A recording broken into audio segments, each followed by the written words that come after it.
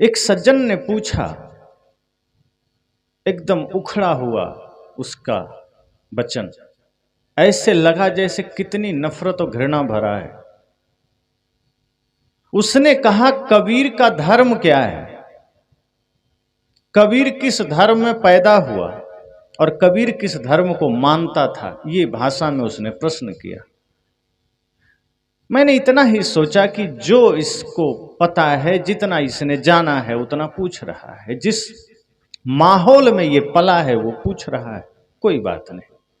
तो मैंने कहा, सदगुरु कबीर का धर्म मानवता है, सदगुरु कबीर का ज्ञान मानवता है, सदगुरु कबीर का जीवन मानवता है।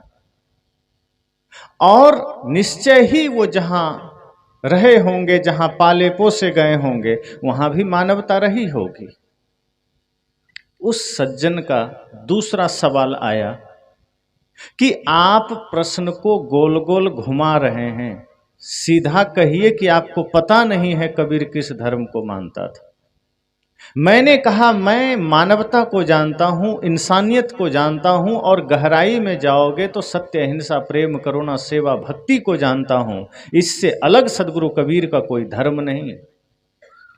मैं उसका आशय समझ चुका था, वो पूछना क्या चाह रहा था, लेकिन फिर भी उसके शब्दों के अनुसार मैं उत्तर दे रहा था, क्योंकि आज के समय में अधिकांश लोग धर्म का अर्थ यही समझते हैं जो वो समझ रहा था।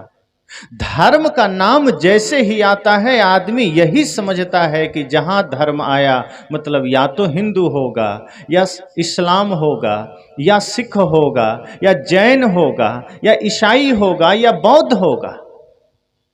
उसका तात्पर्य भी यही था कि कबीर किस धर्म को मानता था, कबीर किस धर्म में पाला पोसा गया, ये उसका सवाल था।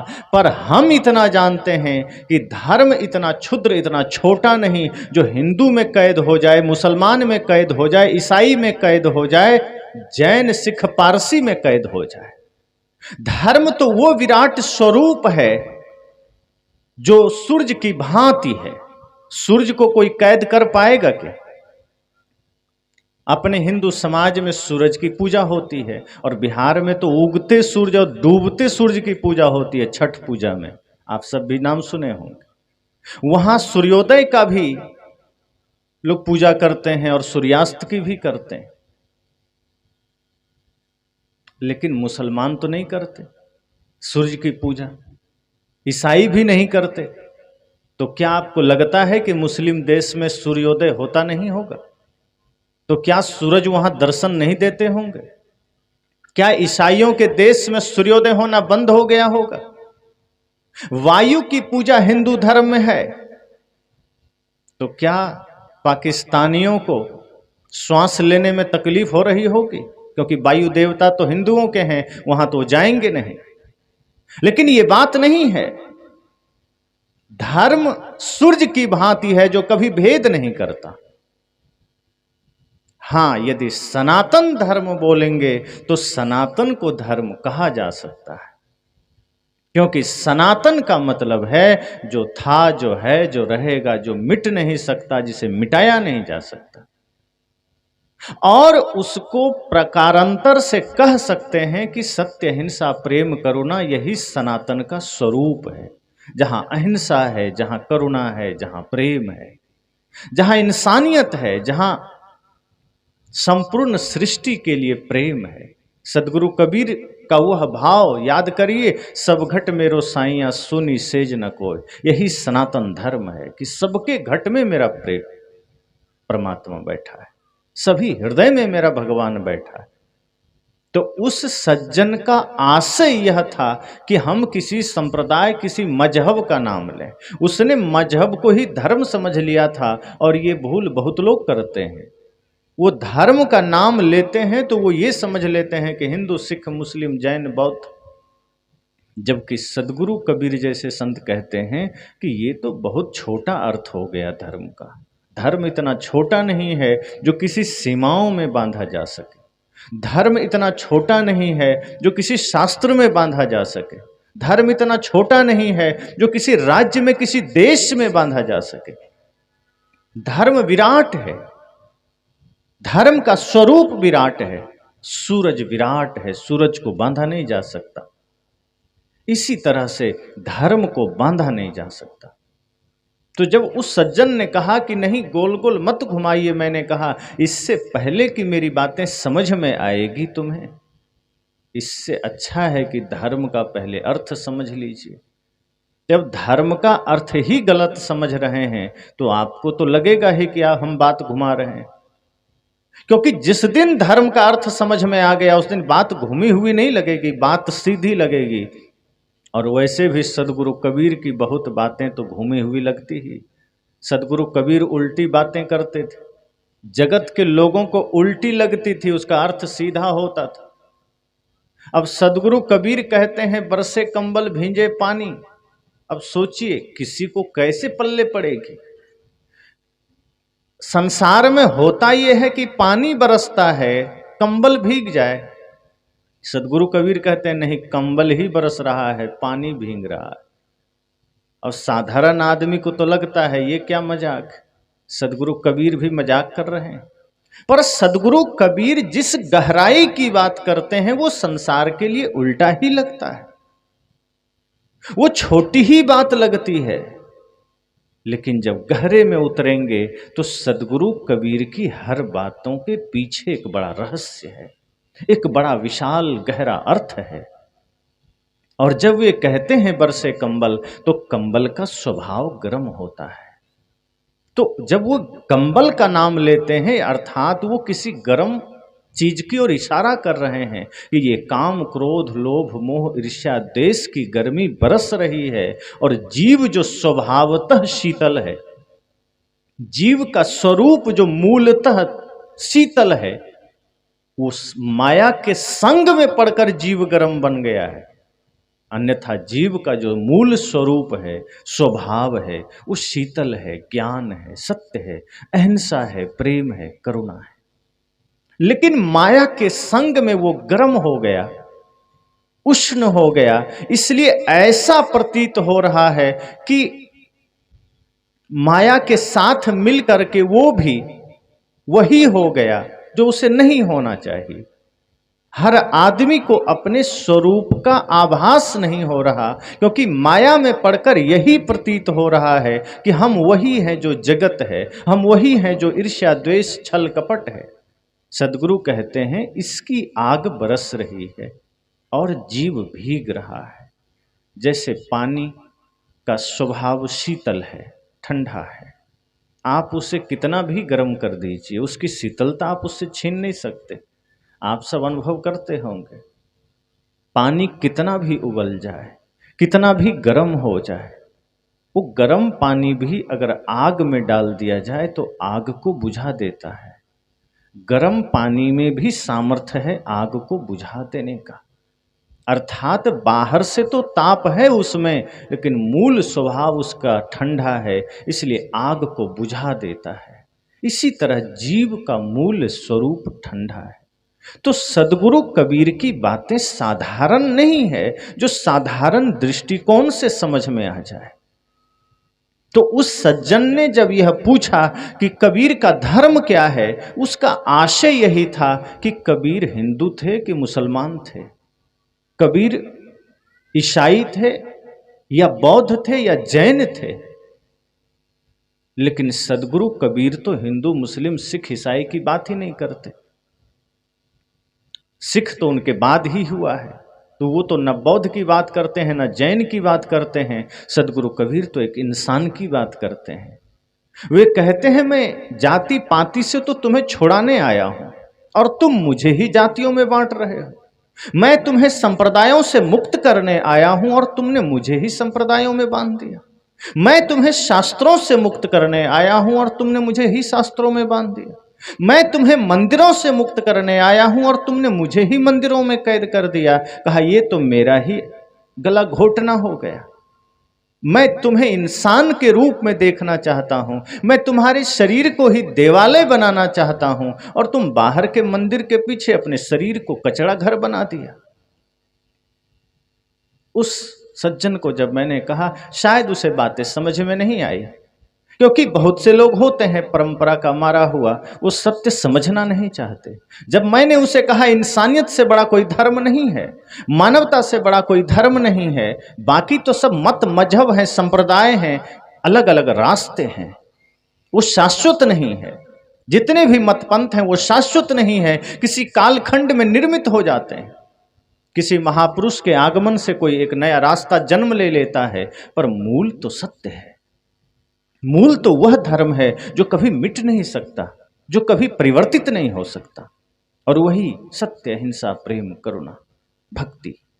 अगर यह है तो समझिए आदमी के पास सब है। कोई कितना बड़ा भी कहे कि मैं बहुत बड़ा धार्मिक आदमी हूं, तो ऐसा कहने के लिए उसके पास क्या होना चाहिए? अगर कोई आदमी कह रहा है मैं बड़ा धार्मिक आदमी हूं, तो उसके पास धार्मिकता का कोई चिन्ह भी तो होना चाहिए। लेकिन आज का आदमी धार्मिकता का चिन्ह किसे मानता है? अगर माथे पर तिलक है, अगर गले में माला है, अगर वह मंदिर जाता है, अगर वह राम नाम जपता है, शिव का नाम जपता है, गुरु का नाम जपता है, तो उसे लगता है कि हाँ, यह आदमी धार्मिक है। वह आदमी सांप्रदायिक हो सकता है चिन्ह होने से, माला होने से, लेकिन धार्मिक होने का प्रमाण तब मिलेगा जब उस व्यक्ति के भीतर भक्ति हो, प्रेम हो, सेवा का भाव हो, प्राणी मात्र के लिए हृदय में करुणा हो, शुद्ध वैष्णव जीवन हो, अपने हो या पराए सबके लिए हो न्याय। देखो कदम तुम्हारे हर किच न डगमगाए। रास्ते बड़े कठिन हैं, चलना संभल संभल के, इंसाफ की डगर पे बच्चों दिखाओ चल के। यह भाव हो, जब यह भाव हो तो समझ जाना वो आदमी धार्मिक है। अलग बात है कि अगर उसे मंदिर जाने का मौका न मिला, इसका मतलब आप उसके ऊपर ये मत सोच लीजिए को धार्मिक नहीं रहा। मंदिर जाने भर से धार्मिक होने का कोई प्रमाण नहीं मिलता। मंदिर तो पहले राक्षस भी जाते थे। पूरा काल में आप सब सुनते हैं ना, रावण बहुत बड़ा पुजारी था, पूजा करता था, जन्म भी ब्राह्मण जाति में लिया था, लेकिन कर्म से राक्षस ही तो हुआ। कर्म आपका कैसा है यह तय करेगा आप धार्मिक हैं या अधार्मिक हैं। कर्म आपका तय करेगा। सदगुरु कबीर की वाणी याद करिए, अभी दशहरा बीता है। सदगुरु कबीर का वह वचन कि धर्म कथे जहाँ जीव वधे तहाँ अकर्म करे मेरे भाई, जो तोहरा को पंडित कहिए तो काको कहिए कसाई। वे कहते हैं जहाँ धर्म की कथा हो, ऐसा हो सकता है जैसे सदगुरु कबीर कहीं जा रहे हो और कहीं मंदिर मिल गया हो माता दुर्गा काली का, और वहाँ बहुत भीड़ हो, दुर्गा पूजा का समय रहा होगा, नवरात्रि का। सदगुरु कबीर चले गए, देखते हैं कि वहाँ पूजा हो रही है, कुछ पंडित मंत्रोच्चार कर रहे हैं, कोई जमीन पर लेटा है और अपने सीने पर कलश जमा रखा है, बड़ा ही तपस्या चल रही है, सभी लोग हाथ जोड़े हैं, माता दुर्गा की उपासना हो रही। सदगुरु कबीर ने कहा लगता है मैं बड़ा पवित्र जगह आ गया, अच्छा है बड़े धार्मिक लोग हैं, देवी दुर्गा की पूजा हो रही है, ये पंडित भी मंत्रोच्चार कर रहा है। लेकिन तभी दाएं बाएं नजर घुमाए तो सदगुरु कबीर की नज़र कुछ भेड़ बकरियों पर चली गई जो बंधी थी। तो सदगुरु कबीर ने कहा बाकी आदमियों का तो बात समझ में आता है कि ये लोग पूजा करने आए हैं, ये भेड़ बकरी कौन सा गायत्री मंत्र पढ़ने यहाँ आ गई, उसका यहाँ क्या काम। सदगुरु कबीर सोच ही रहे थे कि उधर पूजा का अध्याय पूरा हो गया और उसी पंडित में से एक उठा, हाथ में तलवार लिया, माता रानी के चरण में छुआया और उसी तलवार को अपने सिर में छुआया कि बुद्धि तुम मर जाओ, और हृदय में छुआया कि हृदय तुम भी पत्थर हो जाओ, और उस तलवार से फिर हजारों भेड़ बकरियाँ छपाछप काट के अलग कर दिया। तब कबीर साहब ने कहा धर्म कथे जहाँ जीव बधे तहाँ अकर्म करे मेरे भाई, जो तोहरा को पंडित कहिए तो काको कहिए कसाई। कहा मुझे भूल हो गई, मैंने तो सोचा कि मैं कोई बहुत ही पवित्र जगह में आ गया, धार्मिक जगह में आ गया, लेकिन यहाँ तो पंडित के वेश में कसाई बैठा है, जिसके हृदय में दया ही नहीं है, जिसके हृदय में करुणा ही नहीं है, माता रानी के नाम पर तुम हिंसा कर रहे हो। बकरी ने क्या बिगाड़ा था? बेचारी पत्ती खाती है अच्छा भला, और तुमने उसे माता रानी पर काट दिया कि बलि दे रहा हूं। बलि तो सबसे प्रिय चीज की दी जाती है, तो क्या तुम्हें सबसे प्रिय बकरी ही लगती है? अरे प्रिय तो बेटा है, बेटा की बलि दे दो। अपना प्राण है, खुद की बलि दे दो। तुम बकरी की बलि दे रहे हो। जो तोहरा को सांचा देवा खेत चरत क्यों नहीं ले आज?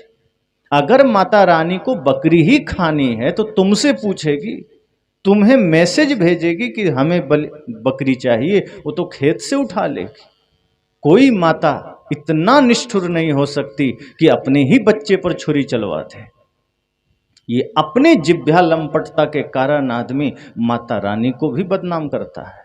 जितनी माताएं बैठी है, अगर आपके कोई बच्चे को एक थप्पड़ मार दे, आप आग बबूला हो जाएंगे। अगर वो बच्चा आपका आज्ञा पालन नहीं भी करता है, गलत रास्ते पर जा रहा है, फिर भी आप यह कहते हैं कि हम दो बात कह लेंगे, तुम होते कौन हो मेरे बेटे को मारने वाला? तो सोचिए, जिसे आप जगत जननी कहते हैं, वो अपने ही संतान को अपने ही आगे कटवा के खुश होंगी क्या?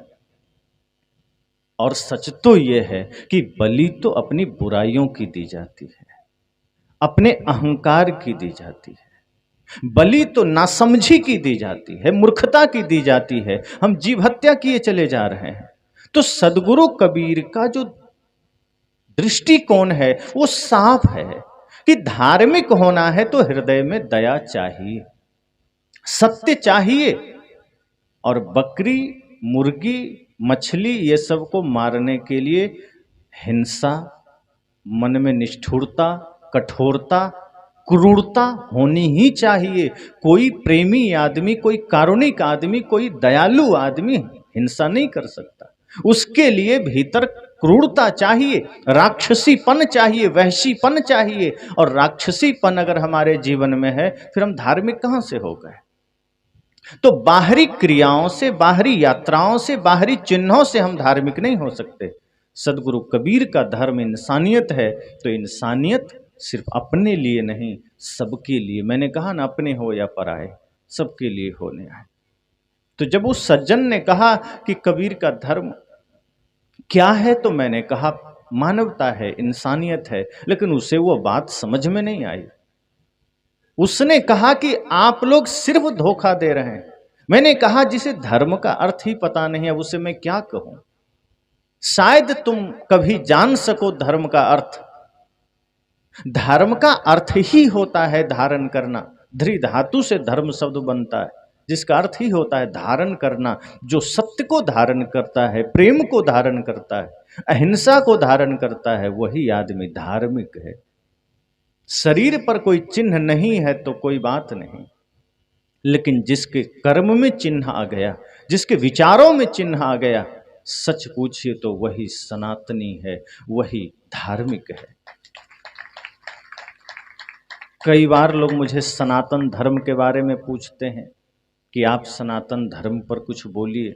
मैंने वैसे तो कई बार बोला, लेकिन मैं बोलता हूं कि सनातन धर्म कोई कोर्स नहीं है या कोई परंपरा नहीं है कि जैसे कोई किसी का टाइटल मान लीजिए वर्मा जी है, अब बेटा भी वर्मा जी हो जाएगा, उसके लिए उसे कुछ नहीं करना पड़ेगा। ऐसा ही आज हमने सनातन धर्म को भी समझ लिया कि अगर पिताजी सनातन धर्म में थे तो बेटा तो ऑटोमेटिक सनातन धर्म में हो गया। लेकिन मैं ऐसा नहीं मानता। जैसे कोई किसी का पिता डॉक्टर है तो बेटा डॉक्टर हो जाता है क्या?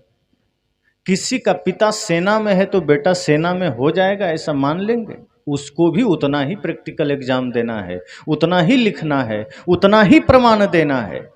डॉक्टर होने के लिए उसे उतनी ही पढ़ाई करनी है। इसी तरह से अगर किसी का पिता सनातन धर्म में है, अर्थात किसी के पिता के जीवन में सत्य है, अहिंसा है, प्रेम है, करुणा है, दया है, क्षमा है, शील है, संतोष है, यूं कहें सारे सद्गुण हैं, अपने देश के प्रति अखंड प्रेम है, इंसानियत है, तो वो सनातन धर्म में मान लो कि वो सनातनी है। लेकिन ये गुण अगर उसके बेटे में नहीं है तो उसको हम मानेंगे कुछ सनातनी? उसे भी उतनी ही प्रक्रियाओं से गुजरना पड़ेगा।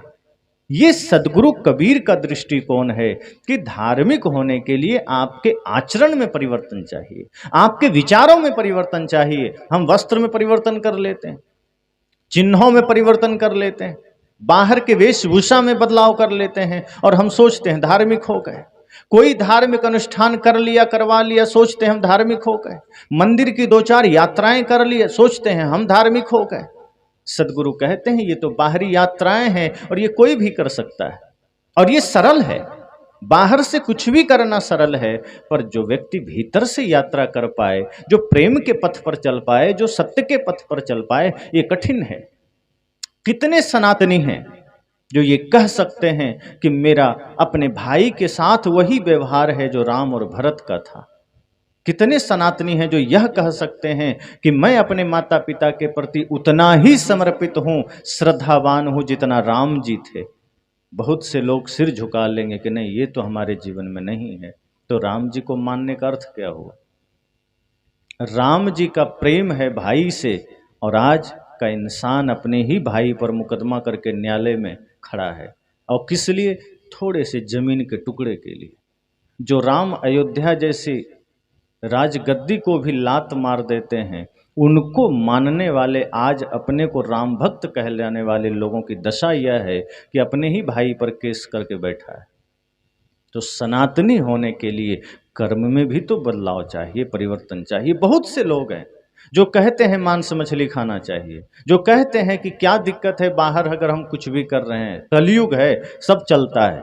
अगर कलयुग है सब चलता है, फिर आप धार्मिक हो ही नहीं सकते। फिर आपका जीवन तो वही है जो कभी निशाचरों का था, जो कभी राक्षसों का था। मैं खुलकर कहता हूं, जो व्यक्ति मांस खाता है, मदिरा पीता है, जो व्यक्ति किसी भी प्रकार का दुर्व्यसन करता है, चाहे वो गुटखा का हो, तंबाकू का हो, किसी भी प्रकार का, वो इंसान तो नहीं हो सकता। अगर इंसान बनना है तो इन सारे दुर्व्यसनों का त्याग करना होगा। बहुत लोग खफा हो जाते हैं जब मैं कहता हूं कि जो व्यक्ति मांस खाता है, नशा करता है, वो आदमी नहीं राक्षस है, तो वो नाराज हो जाता है कि आप क्या कह रहे हैं। मैं कहता हूं जो आप हैं वही कह रहा हूं। आप जरा सोचिए, पहले किसको राक्षस कहते थे? पहले के समय में जो मांस खाता था, मदिरा पीता था, व्यभिचार करता था, माता पिता की अवज्ञा करता था, गुरु के बातों का विरोध करता था, और सबसे खास कि धर्म का विरोध करता था, उसे हम राक्षस कहते थे। वही कर्म अगर कोई आज कर रहा है तो उसे हम इंसान कैसे कह दें? वो भी राक्षस हुआ। यही दृष्टिकोण सदगुरु कबीर बदलना चाहते हैं। वे कहते हैं कि धर्म इंसानियत है, धर्म प्रेम है, सत्य है, अहिंसा है। जहां दया तहां धर्म है। दया है मतलब धर्म है, प्रेम है मतलब धर्म है, सत्य है मतलब धर्म है। गोस्वामी जी तो कहते हैं धर्म न दूसर सत्य समाना, सत्य के समान कोई दूसरा धर्म नहीं है। और जब अहिंसा की बात आती है तब कह देते हैं परम धर्म श्रुति विदित अहिंसा, कि अहिंसा तो परम धर्म है। और अगर अहिंसा परम धर्म है तो क्रूरता का जगह कहां से आ गई हृदय में? कठोरता कैसे आ गई? और एक बात और ध्यान रखिए, मांस मछली खाना ही पाप नहीं है, किसी व्यक्ति के प्रति गलत नियत रखना भी पाप है। जैसे कहते हैं ना कि किसी को मारना ही हिंसा नहीं है, बल्कि किसी के लिए मन से गलत सोचना भी हिंसा है। हिंसा सिर्फ तन से थोड़े होती है कि चलो कायिक हिंसा हमने कर दिया, किसी को तलवार या बंदूक से मार दिया, ये कायिक हिंसा है, तन से आपने किया। एक वाचिक हिंसा है जो आपने वचन से किया, किसी को गाली दे दिया, अपशब्द कह दिया, किसी के साथ गाली गलौज आप करते हैं, ये वाचिक हिंसा है जो आपने वचन से किया, और ये बहुत खतरनाक होता है। इसलिए सदगुरु कहते हैं शब्द संहारे बोलिए, शब्द के हाथ न पाओ, एक शब्द करे औषधि, एक शब्द करे घाव। और एक है मानसिक हिंसा, ये सबसे डेंजरस है, खतरनाक है। यहां पता नहीं चलता, ट्रेन में कोई भिक्षुक आपके पास आ गया या बाहर कोई याचक आपके पास आ गया, हो सकता है तन से आप उसे 2-4 रुपए दे देंगे, आप उसे थोड़ा कुछ सहयोग दे देंगे, लेकिन मन से कहेंगे कि इस नालायक को मेरे ही पास आना था, और भी लोग बैठे हैं, वहां चला जाता, मेरे पास क्यों आया? बाहर जो देखेंगे कहेंगे बड़ा धार्मिक आदमी है, 5 रुपया दे दिया। लेकिन भीतर आपके मन को किसी ने नहीं देखा कि आपने कहा कि नालायक मेरे ही पास आ गया, कहीं और क्यों नहीं गया? रख के दिया है क्या? अर्थात तन से दिया हुआ दान भी आपका उस समय खत्म हो गया जब आपने मन से यह सोच लिया कि कहीं और क्यों नहीं गया। अच्छा होता कि तन से कुछ ना दे पाते, लेकिन मन से सोचते कि बेचारा लाचार है, लोग सहयोग कर दे, बढ़िया है, कोई दिक्कत नहीं। एक सकारात्मक सोच उसके लिए पैदा कर लेते तो मानसिक हिंसा का शिकार आप ना बनते। सदगुरु कहते हैं मानसिक हिंसा बहुत खतरनाक है, और ये मानसिक जो समस्याएं हैं ये हर जगह है। ये ऐसा नहीं है कि आप किसी का दिल दुखाते हैं तभी मन से दुखाते हैं, बहुत जगह इसका काम हो रहा है। साथ में किसी के साथ बैठे हैं, मुख से बढ़िया बोल रहे हैं, तन से साथ दे रहे हैं, और मन से कहीं ना कहीं शकुनी वाला कपट चाल चल रहा है, कहीं ना कहीं विरोध कर रहे हैं। घर में कई बार भोजन बन रहा होता है, तन से बढ़िया भोजन बन रहा है और मन से कुछ कुचिंतन चल रहा होता है, मन से खिन्नता में जी रहे हैं, मन से कुछ उटपटांग बातें सोच रहे हैं, और इस तरह से जो क्रियाकलाप हमारे जीवन में चलता है फिर वो मानसिक हिंसा में आता है, और ये बहुत खतरनाक होता है। इसका असर भोजन पर पड़ता है, जीने के ढंग पर पड़ता है, हमारे विचारों पर पड़ता है, हमारे आचरण पर पड़ता है, और इसका शिकार होकर के आदमी बहुत ही विकृत हो जाता है। इसलिए सदगुरु कहते हैं कि हिंसा सिर्फ यह नहीं है कि आपने किसी को थप्पड़ मार दिया या गोली मार दिया, चाकू मार दिया। हिंसा वह भी है कि आपकी बातों से किसी का दिल दुखा। हिंसा वह भी है कि आपकी बातों से किसी का काम बिगड़ा। हिंसा वह भी है जब आपके शब्दों में कठोरता आई। हिंसा वह भी है जब आपने मन से किसी के लिए गंदा सोचा। इसलिए सदगुरु कबीर का धर्म जब बात आएगी वो बहुत विराट है, वो साधारण नहीं है। सदगुरु कबीर किसी दीवार की बात नहीं करते, मतपंथ की बात नहीं करते, वो सारे मतपंथ की दीवारों को गिरा करके शुद्ध इंसानियत की बात करते हैं। वे तो कहते हैं को हिंदू को तुरुक कहावे, एक जिमी पर रही। ये अलग बात है कि उनकी इन बातों को हिंदुओं ने तो बहुत समझा, मुसलमानों ने नहीं समझा, वो समझना भी नहीं चाहते। वे कहते हैं कुरान और अल्लाह के अलावा मुझे दूसरा कोई प्रिय नहीं, मैं मान ही नहीं सकता। कितना भी सदगुरु कबीर ने प्रयास किया कि ये बाहरी धर्म का चोला छोड़कर, ये पाखंड का चोला छोड़कर ये मुल्ला मौलवी भी थोड़ा धर्म के मार्ग पर चले, थोड़ा प्रेम के मार्ग पर चले, थोड़ा इंसानियत के मार्ग पर चले, लेकिन वो मुल्ला मौलवी समझे नहीं।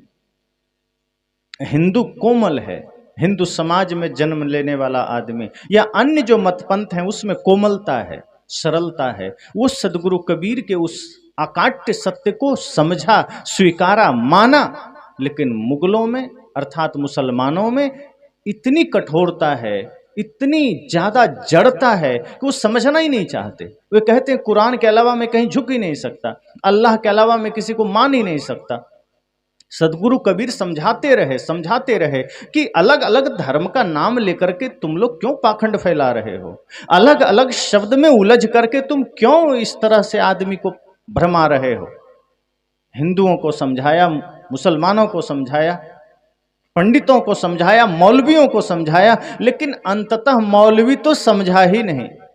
इसलिए अंत में सदगुरु कबीर को खींच कर कहना पड़ा, कितनों मनावो पांव पड़ी, कितनों मनावो रोए, हिंदू पूजे देवता और ये तुरुक न काहू के होए। कहा मैं कितना भी मना लूं हाथ पैर पकड़ के, कितना भी प्रयास कर लूं, ये हिंदू तो देवी देवता पूजेंगे, लेकिन ये मुसलमान की तो बात ही अलग है, ये किसी का होने वाला नहीं, इस पर भरोसा मत करना। ये सदगुरु कबीर उसी मुगल काल में कह गए जब मुगलों का शासन था। सोचिए कितनी हिम्मत रही हो। ये आज कोई कह दे तो दंगा हो जाएगा। एक बार एक विचार मेरा कोई सुना जो मैंने बोला था कि दर की बात कहो दरवेशा, बादशाह है कौने भेषा, कहाँ कूच कहाँ करे मुकामा, मैं तो ही पूछो मुसलमाना।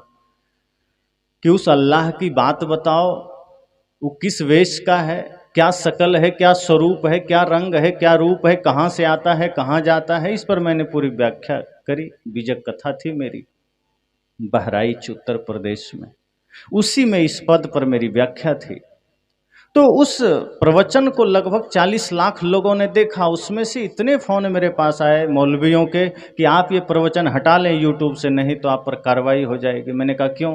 कहा आप इस्लाम की गलत व्याख्या कर रहे हैं। मैंने कहा आपसे ज़्यादा ज्ञानी कबीर साहब थे, वही करके गए हैं, और उस समय करके गए हैं जब पूरे देश पर मुगल शासन कर रहे थे, तो उनकी बातों को तो तुम नहीं काट सकते। कहा जो भी हो आपके साथ अच्छा नहीं होगा। मैंने कहा संवाद करिए, आप 10-20 मौलवी आइए, आश्रम पता दे रहे हैं, संवाद करिए। संवाद में अगर आप सिद्ध कर देंगे कबीर साहब ने गलत कहा है तो हम आपकी बात मान लेंगे। आज तक कोई नहीं आया, धमकियां तो आई लेकिन मौलवी नहीं आए। तो सदगुरु कबीर कठोरतम सत्य कहते हैं, इसलिए उनका सत्य थोड़ा कड़वा होता है, लेकिन वो जीवन के लिए उपयोगी होता है। अगर किसी को शुगर है तो नीम तो पिलाना पड़ेगा ना, करेला का जूस तो लेना पड़ेगा। परहेज करेंगे कि बेचारे को कड़वा लगेगा तो शुगर मिटेगी नहीं। सदगुरु कबीर इसीलिए ये जो लोगों के जीवन में अंधविश्वास चमत्कार का शुगर हो गया है, लोगों के जीवन में जो पाखंड का शुगर हो गया है, उसके लिए वो कड़वा सत्य का घूंट पिलाते हैं, कड़वा सत्य का ज्ञान बांटते हैं कि पीना तो पड़ेगा ही, नहीं पियोगे तो ये चीनी का रोग भयंकर हो जाएगा, फिर जीवन रहते तुम जाग नहीं पाओगे, सचेत नहीं हो पाओगे। इसलिए धर्म की बात जब सदगुरु कबीर कहते हैं तो वो बिल्कुल साफ सुथरी बात करते हैं। वे कहते हैं कि मैं किसी संप्रदाय की बात नहीं कर रहा, क्योंकि संप्रदाय किसी भी सत्य का ठेकेदार नहीं हो सकता। मत मजहब पंथ शास्त्र सत्य का ठेका नहीं ले सकता, उसके लिए शास्त्र से मुक्त होना पड़ेगा, मत पंथ से मुक्त होना पड़ेगा, उसके लिए दीवारों से हटना पड़ेगा। सुबह अगर आपको सूरज का रोशनी चाहिए तो कमरे में मिलेगा कि कमरे से बाहर मिलेगा? अब आप सोचें कि मैं इतना बड़ा आदमी, मैं क्यों बाहर निकलूं? तो सूरज तो आपसे भी बड़ा है, वो थोड़े रूम में आएगा, वो तो कहेगा तुम्हें मेरा प्रकाश चाहिए तो थोड़ा सा चाहिए, थोड़ा खिड़की खोल दो, थोड़ा और ज्यादा चाहिए, थोड़ा पर्दे और हटा दो, और ज्यादा रोशनी चाहिए, दीवारें हटा दो, और ज्यादा रोशनी चाहिए, खुद निकलकर मैदान में आ जाओ। सदगुरु कबीर यही कहते हैं कि यदि तुम्हें सत्य का सूरज देखना है, मुक्ति का परमानंद अनुभव करना है, तो तुम्हें मतपंथ की दीवारों से अलग हटना पड़ेगा, तुम्हें सारे कचड़ों से बाहर आना पड़ेगा, तुम उसके अंदर रह करके सत्य को नहीं देख सकते। अब कोई आदमी रात में अचानक उठे 12 बजे रात में और कहे मुझे तो सूरज को देखना है, तो संभव है क्या? रात को 12 बजे आप सूरज देख पाएंगे? नहीं देख पाएंगे। कितना भी कहे नहीं हमको बड़ा सा टॉर्च ला कर दे दो, शायद हम देख लें जला के, संभव है? 1,00,000 वाट का बल्ब जला लीजिए, 1 करोड़ वाट का बल्ब जला लीजिए, सूरज नहीं देख सकते, तो कैसे देखेंगे? सूरज को देखने के लिए सूरज का ही प्रकाश चाहिए, अर्थात दिन में ही सूरज को देख सकते हैं। सूरज कहता है मेरे बिना तुम मुझे नहीं देख सकते, अर्थात तुम्हें मेरा ही प्रकाश अपनी आंखों में लेना होगा, तभी तुम मुझे देख पाओगे। तुम रात की अंधियारी आंखों में भरे हो और सोचते हो मैं सूरज को देख लूंगा। तुम मत पंथ के कचड़े आंखों में भरे हो और तुम सोचते हो सत्य को देख लूंगा, तुम सोचते हो इंसानियत को जान लूंगा। सदगुरु कहते हैं सबसे पहले तो इन आंखों पर जो माया का पर्दा है, अविद्या का पर्दा है, मत पंथ का कचड़ा है, उसे हटाना पड़ेगा। सत्य की झलक थोड़ी आ जाए आंखों पर तो शायद उसका प्रभाव भीतर पड़ जाए और विवेक की भी आंख खुल जाए, और जिस दिन विवेक की आंख खुल जाएगी फिर आप बाहर सब कुछ सत्य सत्य देख लेंगे। मैं अक्सर उदाहरण देता हूं कैमरे का। जैसे कैमरा है ना, तो कैमरा में किसी की भी तस्वीर हूबहू आ जाती है, बल्कि और बेहतर करके आ जाती है। अब हम जैसा हैं आप देखिए, पीछे आप देख रहे होंगे वैसा ही होंगे। तो कैमरे के पास ये सामर्थ्य है कि वो आपकी हूबहू तस्वीर लेके संसार को दे देगा कि लो भाई। लेकिन इस कैमरे के जगह में यहां एक्सरे मशीन ला के रख दिया जाए तो हमारी कैसी तस्वीर आएगी? ऐसा लगेगा जैसे नर कंकाल कहीं से उठा के रख दिया गया। ऐसा नहीं आएगा जो अभी आप देख रहे हैं। कैमरे की आंख से बाहर की तस्वीर आती है और एक्सरे की आंख से भीतर की तस्वीर आती है। फिर वो आपका बाहर से उसका कोई लेना देना नहीं। एक्सरे मशीन में फिर आपके कंकालों का तस्वीर वो लेगा जैसे कोई भूत खड़ा हो, और वही शरीर की सच्चाई है। ये बाहर का जो चमक दमक है उसको तो ये बाहर का कैमरा देख लेता है, दिखा देता है, लेकिन असल बात है भीतर देखना, और वो एक्सरे मशीन में पता चलता है।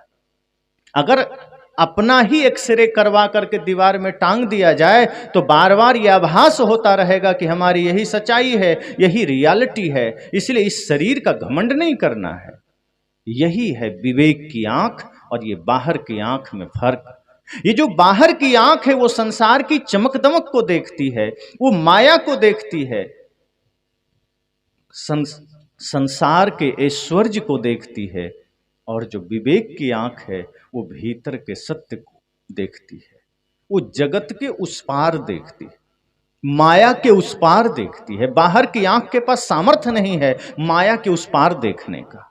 वो इसी पार अटक जाती है। वो माया मोह में अटक गया, छल कपट में अटक गया, प्रपंच में अटक गया। लेकिन विवेक की आंख जब जगती है तो माया के उस पार, अविद्या के उस पार जो खड़ा सत्य है वो दिखाई देता है। तो इसलिए मैंने कहा कि सत्य को देखना है तो सत्य की झलक तो पहले चाहिए आंखों में। मत पंथ के कचड़ों से, मत पंथ के चश्मों से, जाति पंथ के चश्मों से सत्य को नहीं देखा जा सकता, इंसानियत को नहीं जाना जा सकता, प्रेम को नहीं जाना जा सकता। आज प्रेम की चर्चा बहुत है, लेकिन प्रेमी कितने हैं? क्षण क्षण में हम स्वार्थ खड़ा कर लेते हैं और कहते हैं हम तो प्रेम करते हैं तुमसे, और हम प्रेम करते हैं इसलिए मेरे लिए ये करना पड़ेगा, मेरे लिए ये होना पड़ेगा। ये कैसा प्रेम है जहां तुम प्रेम के बदले स्वार्थ खड़ा कर रहे हो? प्रेम का मतलब ही है जहां अखंड त्याग हो, परम त्याग हो, जहां कोई चाह ही ना हो। यही चाह हो कि तुम जिसमें खुश हम ही उसमें खुश, मेरा मुझ में कुछ नहीं, जो कुछ है सो तोर, तेरा तुझको सौंपता क्या लागत है मोर। सच्चा प्रेम तो यह है कि बस सब तुझ में है, सब तेरा ही है, मेरा कुछ नहीं है। सच्चा प्रेम तो वह है जो सदगुरु कबीर कहते हैं कि 2.5 अक्षर प्रेम का पढ़े सो पंडित हो। सच्चा प्रेम तो यह है कि सदगुरु कबीर कहते हैं जब मैं था तब हरि नहीं, अब हरि है मैं नाही, प्रेम गली अति सांकरी जामे दो न समाए। का प्रेम का रास्ता तो इतना सकरा है कि तुम दूसरा कुछ भी भाव लेकर घुस नहीं सकते। अगर स्वार्थ का भाव ले लिया तो प्रेम के मार्ग में प्रवेश वर्जित हो जाएगा। कामना ले लिया, कपट ले लिया, छल ले लिया, वस्तुओं का भाव मन में आ गया, दुनियादारी का, ऐश्वर्य का थोड़ा सा भी लगाव मन में आ गया, तो आप प्रेम के मार्ग में प्रवेश नहीं कर सकते। इसलिए सदगुरु कबीर परम सत्य की बात करते हैं, इंसानियत की बात करते हैं। इसलिए उन्होंने सत्य को तपस्या कहा। सांच बराबर तप नहीं, झूठ बराबर पाप। कहा झूठ कुछ भी हो वो पाप है। अगर हमारे जीवन में झूठ है तो समझना पाप है। सत्य को उन्होंने तप कहा। अगर सत्य है तो समझना तप है। इसलिए सदगुरु कबीर धर्म के प्रति एक बहुत ही विराट दृष्टि रखते हैं। वो कहते हैं मेरा धर्म मतपंथ से संबंधित नहीं है, मेरा धर्म किसी दीवारों में कैद नहीं है, और यही होना चाहिए। धर्म तो वह है जिसमें हम समाहित हो सकें। लोग कहते हैं कि आज हिंदू खतरे में है, इस्लाम खतरे में है, ईसाई खतरे में है। सदगुरु कबीर कहते हैं मनुष्यता खतरे में है। ये सब कोई खतरे में नहीं है। अगर मनुष्यता बच जाए तो सृष्टि बची रहेगी, हम तुम बचे रहेंगे। लेकिन इंसानियत खोती जा रही है, मनुष्यता खोती जा रही है। आज पिता पिता ना रहा, पुत्र पुत्र ना रहा, भाई भाई ना रहा, दोस्त दोस्त ना रहा, गुरु गुरु ना रहा, शिष्य शिष्य ना रहा, पत्नी पत्नी न रही, पति पति न रहा। सब रिश्तों के बीच में सिर्फ और सिर्फ छल ने डेरा डाला है, कपट ने डेरा डाला है, नफरत ने, घृणा ने डेरा डाला है। सोचिए आज समाज में हो क्या रहा है। जहां देखो कोई किसी की निंदा कर रहा है, कोई किसी की शिकायत कर रहा है, कोई किसी से नफरत कर रहा है, कोई किसी से बैर कर रहा है। और अगर नहीं कर रहा है तो इस धर्म प्रधान देश भारत में इतने सारे न्यायालयों में, कोर्ट में, कचहरी में इतने मुकदमे किसके? क्या पाकिस्तान वालों के हैं, चीन वालों के हैं, श्रीलंका वालों के हैं, नेपाल वालों के हैं? आज सभी कोर्ट और कचहरियों में जो इतनी भीड़ है वो इसी समाज का है। आज हम और आप ही एक दूसरे पर मुकदमा करने के लिए वहां खड़े हैं। आज भारत के जेलों में कोई भारतीय ही बंद है, 2-4% होगा कोई पाकिस्तानी, कोई श्रीलंका का, कोई नेपाल का।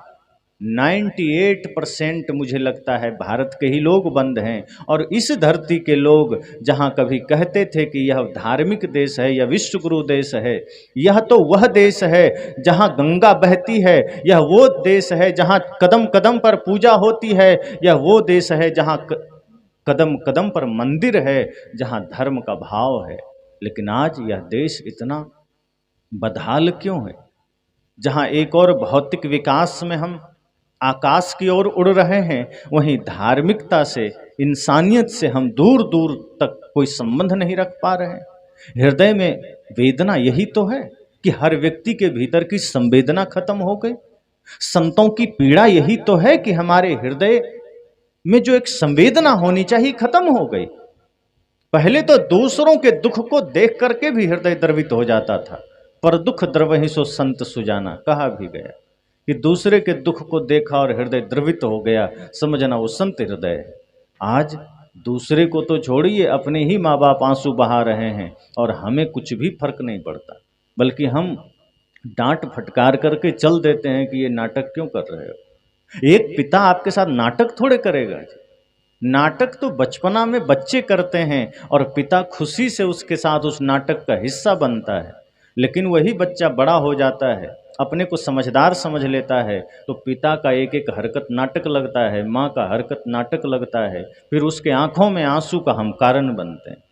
जो माता पिता ने सपने देखे कि मेरे बच्चे जवान होंगे, बहू घर आएगी तो हम सुख का जीवन जिएंगे, लेकिन वो बुढ़ापा उनकी इतनी दुखद हो जाएगी, उन्होंने सोचा नहीं था। बहुएं आ गई, बेटे योग्य हो गए और उन्हें पानी देने वाला कोई नहीं है और उन्हें सुख देने वाला कोई नहीं है। तो ये हमारे देश की स्थिति हो रही है। आज देश में इतने सारे वृद्धाश्रम क्यों खुल रहे हैं? जब कोई कहता है मैं वृद्धाश्रम खोल रहा हूं, मैं कहता हूं देश का दुर्भाग्य है कि यहां वृद्धाश्रम खुल रहे हैं। जिस देश में महादेव को जगत पिता माना जाए, जिस देश में दुर्गा को जगत जननी माना जाए, उस देश में अगर अपने ही माता पिता वृद्धाश्रम में ठोकरे खाएं तो धिक्कार है ऐसे देशवासियों को। जगत पिता महादेव के देश में आपका ही पिता इतना बदहाली में जिए, फिर ये कैसा जगत पिता महादेव? तो महादेव में जगत पिता का भाव देखने से पहले जरा अपने पिता में ही पितृभाव देख लेते, पिता का भाव देख लेते, तो वृद्धाश्रम बंद हो जाते, फिर आपका घर सच में मंदिर हो जाता। इस सदगुरु कबीर का दर्शन है। यही धर्म तो हमारे हृदय में जगाना चाहते हैं, इंसानियत का धर्म, जहां संवेदनाएं खत्म ना हो जाए, जहां आपसी संभाव खत्म ना हो जाए, जहां दूसरे के दुख को देखकर हृदय में द्रवित होने का भाव खत्म ना हो जाए। आज स्थिति यह है कि हम सुनते हैं जम्मू कश्मीर में 5 सैनिक शहीद हो गए, अखबार पढ़ रहे हैं, पन्ना उलट देते हैं जैसे कुछ हुआ ही नहीं, जैसे कोई 2-4 चींटियां मर जाए तो हमें फर्क नहीं पड़ता। हमारे 5 सैनिक शहीद हो गए, हृदय में कोई संवेदना नहीं, कोई करुणा नहीं, कोई दया का भाव नहीं, कोई करुणा का भाव नहीं। हम उलट देते हैं अखबार का पन्ना और कोई फिल्मी खबर खोजने लगते हैं, क्रिकेट का खबर, बिजनेस का खबर खोजने लगते हैं कि शायद कहीं मिल जाए। उसी समय कोई आपको सूचना दे दे। मान लीजिए आप चाय का प्याला पी रहे हैं, हाथ में अखबार है, एक हाथ में चाय की प्याला है, कुर्सी पर बैठे हैं, आपने पढ़ लिया कि जम्मू कश्मीर में 5 जवान शहीद हो गए, आप बढ़िया चुस्की ले रहे हैं, कोई फर्क नहीं पड़ा। लेकिन तभी पीछे से किसी ने कह दिया आपका बेटा कुएं में गिर गया, अखबार भी फेंक देते हैं, चाय का प्याला भी फेंक देते हैं, दौड़ पड़ते हैं कि कैसे क्या हो गया। अब आपका ऊपर नीचे शुरू हो गया, हो सकता है हार्ट अटैक ना हो जाए, लेकिन तभी किसी ने कहा आपका नहीं पड़ोसी का था, वहीं रुक गए, ओ अच्छा ठीक है, फिर लौट गए, तुरंत भाव बदल गया। ये कालखंड वाला करुणा भी हम रखते हैं कि चलो समय से अपनों के लिए थोड़ी करुणा तो बची है बेटे के लिए, लेकिन माता पिता के लिए तो वो भी खत्म हो गया। सदगुरु कहते हैं ये जीवन नहीं है। जीवन वह है वास्तव में जिसमें प्रेम है, इंसानियत है, विराट धर्म है। वो जहां प्रेम है समझना वही धर्म है, जहां करुणा है समझना वही धर्म है, जहां किसी के लिए संवेदना है समझना वही धर्म है। किसी को पीड़ा में देखें और आपके हृदय में संवेदना जगी, थोड़ा द्रवित हुआ, तो समझना अभी थोड़ी जान बची है, थोड़ा धर्म बचा है, उसे और जागृत करिए। और किसी का दुख देखकर अगर आपको मजाक सूझा या मजा आ रहा है तो समझ जाना कि आप आदमी के पदवी से नीचे गिर गए, अब आप जानवर की श्रेणी में चले गए। जानवरों को ज़्यादा दुख नहीं होता किसी के बिछुड़ने का, क्योंकि उसके पास विकसित मन नहीं है, उसे फर्क नहीं पड़ता। हालांकि जानवर में ज़्यादा संवेदना आज भी बची है इंसानों से। आज भी मालिक गुजर जाए तो कुत्ता दम तोड़ देता है, उसको इतनी आसक्ति मालिक से हो जाती है, इतना लगाव हो जाता है। कई ऐसे जो हमारे बीच गौ माताएं रहती हैं, गौवंश बछड़े हैं, बछियां हैं, आप उनको बराबर प्रेम देते रहिए, भोजन देते रहिए, इतना वो आपके प्रति लगाव कर लेते हैं कि अगर आपको नहीं देखेंगे तो आवाज करने लगते हैं। तो आदमी से ज्यादा संवेदना तो जानवरों के पास है, लेकिन जिसके पास होना चाहिए उसके पास नहीं है। और फिर भी आदमी कहता है हम धार्मिक हैं। माता पिता के आंखों में आंसू है, फिर भी आदमी कहता है हम धार्मिक हैं। भाई पर मुकदमा कर रखा है, फिर भी आदमी कहता है हम धार्मिक है। तो क्यों कहता है? क्योंकि उसे बताया गया कि तुम कुछ मत करो, सिर्फ मंदिर जाओ, तुम धार्मिक हो। कथा मंच से कहा जाता है कुछ नहीं करना, जितना पाप करना है करो। माता पिता को लात मारना है मारो, भाई का हक मारना है मारो, बस अंतिम समय में यह व्यवस्था कर लेना कि तुम्हारी चिता में कोई तुलसी का लकड़ी डाल दे, सीधे स्वर्ग चले जाओगे।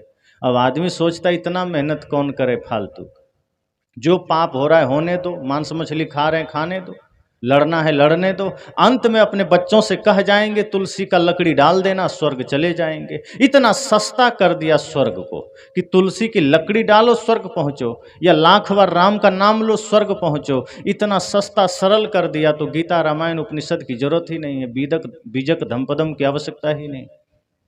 फिर कृष्ण क्यों कहते हैं कि मनोविकारों से मुक्त हो जाओ? फिर राम क्यों कहते हैं निर्मल मन जन सो मोहि पावा, मोहि कपट छल छिद्र न भावा? फिर उपनिषद या वेद के ऋषि क्यों कहते हैं कि मन को निर्मल करो? योग दर्शन में क्यों कहा गया कि योगश्चित्त वृत्ति निरोधा? फिर तो ये सब झूठी बातें हैं। फिर तो राम को ये कहना ही नहीं चाहिए कि निर्मल मन जन सो मोहि पावा। फिर तो ये कहना चाहिए कि 1,00,000 बार जो राम जपे सो मोहि पावा, या अंतिम समय में जो चिता में तुलसी डलवा ले सो मोहि पावा, कह देते वो। लेकिन उन्होंने कहा नहीं, जिसका मन निर्मल है, जो कपट रहित है, छल रहित है, वही मुझे पा सकता है, अर्थात वही राम को उपलब्ध हो सकता है। जिसके मन में कचड़ा है, कपट है, छल है, वो राम को पाना तो दूर है, वो राम को जानता भी नहीं है। राम के नाम पर चाहे जितना उछल ले, राम से वो कोसों दूर है। यही बात सदगुरु कबीर कहते हैं तो हमें चोट लगती है, वो थोड़ा खरा कहते हैं। लेकिन जिस दिन हमें वो खरा सत्य समझ में आ गया, हम सच्चे अर्थ में राम के भी भक्त हो सकते हैं, हनुमान के भी भक्त हो सकते हैं, शिव के भी भक्त हो सकते हैं। पर दुर्भाग्य है कि हम नाम तो राम का लेते हैं, भक्त रावण का बने बैठे। राम जी कभी अपने माता पिता का अवज्ञा किए थे? कोई व्यक्ति जरा बता दें, रामायण में पढ़े हों तो, कि राम जी ने अपनी माता का आज्ञा पालन नहीं किया, पिताजी का आज्ञा नहीं माना, भाई के साथ प्रेम नहीं किया, छल कपट किया? कोई भी नहीं किया। माता तो छोड़िए को, अपनी माता, उन्होंने तो सौतेली माता का भी आज्ञा पालन किया, उन्हीं के कहने पर जंगल चले गए। हनुमान जी का जीवन देखिए, शुद्ध शाकाहारी, वैष्णव, बाल ब्रह्मचारी, और उनका माला, उनका लॉकेट लोग गले में डाले रहते हैं। मैं एक बच्चे से पूछा, ये हनुमान जी को गले में क्यों रखे हो? तो कहा मैं उनका भक्त हूँ। तो मैंने कहा अंडा उंडा खाते हो? का दोनों टाइम खाते हैं।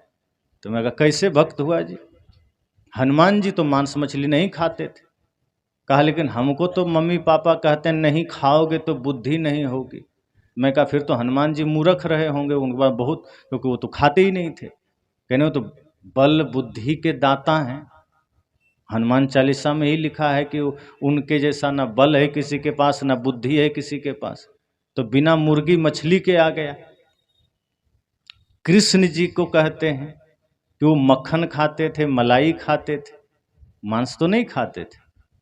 और आज के बच्चे क्या कहते हैं, अगर नहीं खाएंगे मांस तो B12 कहाँ से मिलेगा, विटामिन कहाँ से सीख लिया लोग, प्रोटीन कहाँ से मिलेगा। और कृष्ण जी को मक्खन मलाई से इतना प्रोटीन मिल गया कि बचपने में कंस को पटक पटक के मार दिए। कहां से आया इतना प्रोटीन? मक्खन मलाई से आया। और हम खोजते हैं मांस में प्रोटीन। तो वस्तुतः हम अपने महापुरुषों से प्रेम करते ही नहीं हैं, ना हम उन्हें मानते हैं, ना उन्हें हम जानते हैं। उनके नाम पर सिर्फ हम पाखंड करते हैं। और सदगुरु कबीर इसी पाखंड को हमारे हृदय से मिटाना चाहते हैं कि आप अपने घर को, अपने जीवन को पहले एक बार शिवालय तो बनाइए, देवालय तो बनाइए, मंदिर तो बनाइए। फिर आप देखेंगे कि आपके जीवन में अंधेरा मिटेगा, प्रकाश आएगा, अशांति मिटेगी। यही सदगुरु कबीर का धर्म है। मानवता ही सदगुरु कबीर का धर्म है। बाकी सारी चीजें मिट जाएगी। इस संसार में जो कुछ भी आज हम देख रहे हैं ऐसा ही सदा रहेगा, ये कोई कह सकता है? जो कुछ भी है वो सब अस्थिर है, स्थिर नहीं है। लेकिन जो सच्चा धर्म है, इंसानियत, प्रेम, सत्य, अहिंसा, ये स्थिर है। ये सतयुग में भी इसका वही अर्थ था, वही जीवन जीने का ढंग था, आज भी वही है, ये बदला नहीं है। अर्थात सत्य कभी बदलता नहीं। और यदि हमने सत्य को बदलने का प्रयास किया कि चलो बाहर से पूजा कर लेंगे, बाहर से नाम जप कर लेंगे, काम हो जाएगा, तो कभी नहीं होगा। आज ही आप सब किसान बंधु यहाँ बहुत सारे बैठे हैं, कितना भी पूजा करिए और खेत में धान न बोइए तो आपके घर में धान कट के आ जाएगी, खेत में जंगल हो जाएगा। आप जानते हैं कि पूजा अलग जगह है, पूजा का अलग काम है, लेकिन जो हम शरीर से श्रम करते हैं उसका अपना अलग महत्व है। भौतिक छोटी से छोटी उपलब्धि हो चाहे बड़ी से बड़ी उपलब्धि हो, बिना श्रम के नहीं पा सकते, उसके लिए श्रम आवश्यक है। और जब वही श्रम सम्यक हो जाता है, धर्मनिष्ठ हो जाता है, तो हमारा हर कर्म पूजा बन जाता है। जिसे सदगुरु कबीर ने कहा, जह जहां डोलो सो परिक्रमा, जो कुछ करो सो पूजा। सदगुरु कबीर ने कर्म को पूजा कहा। जब हमारा मन निर्मल हो गया, हमारा कर्म निर्मल हो जाता है। इसलिए मैंने कहा कि आप इंसान बनिए, यही सदगुरु कबीर का धर्म है। वे नहीं कहते हैं कि तुम मेरे पास आओ मैं तुम्हें कबीरपंथी बना दूंगा, वे कहते हैं मैं तुम्हें सत्यपंथी बनाता हूं। अब ये अलग बात है कि सदगुरु कबीर को हम मानते हैं इसलिए हम कबीरपंथी हैं, लेकिन इसका अर्थ भी वही है। जब कोई कहे कि कबीरपंथी का अर्थ क्या है, तो उससे इतना ही कहिए कि कबीरपंथी का अर्थ यह है कि जो सत्य के मार्ग पर चलता हो, जो पाखंड से रहित हो, जो प्रेम के मार्ग पर चलता हो, जो मानवता के मार्ग पर चलता हो, और जिसके जीवन में सत्य है, अहिंसा है, प्रेम है, करुणा है, वही सच्चा कबीरपंथी है। जिसके हृदय में इंसानियत है वही सच्चा कबीरपंथी है। अगर हम सदगुरु कबीर को मानकर भी अपने हृदय में छल न छोड़ पाए, अपने हृदय से कपट को विदा न कर पाए, अपने आचरण से बुरे कर्मों का न त्याग कर पाए, तो फिर हम कबीर पंथी नहीं हो सकते, अर्थात सदगुरु कबीर के बताए रास्ते का पथिक नहीं हो सकते। कबीर पंथी मतलब वह विचार, वह मार्ग जो आपको मुक्ति तक ले जाए, वह रास्ता जो आपको सत्य तक ले जाए, वही कबीरपंथी होने का अर्थ है।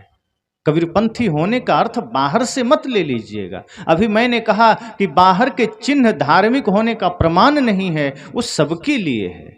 हम बाहर से ही बन जाते हैं, और बाहर से बनना सदैव खतरनाक होता है, क्योंकि झगड़े वहीं शुरू होते हैं। ये जो धार्मिक झगड़े होते हैं उसी वजह से होते हैं, जब हम बाहर से बन जाते हैं।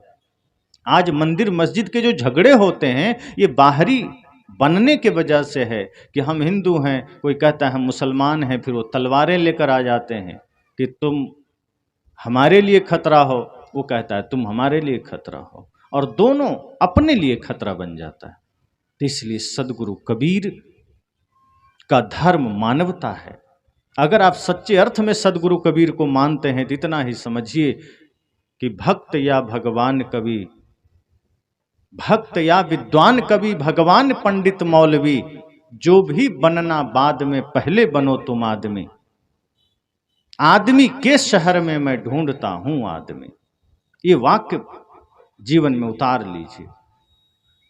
भक्त या विद्वान कवि, भगवान पंडित मौलवी। भक्त या विद्वान कवि, भगवान पंडित मौलवी, जो भी बनना बाद में, पहले बनो तुम आदमी। आदमी के शहर में मैं ढूंढता हूँ आदमी। आदमी के शहर में ही खो गया है आदमी।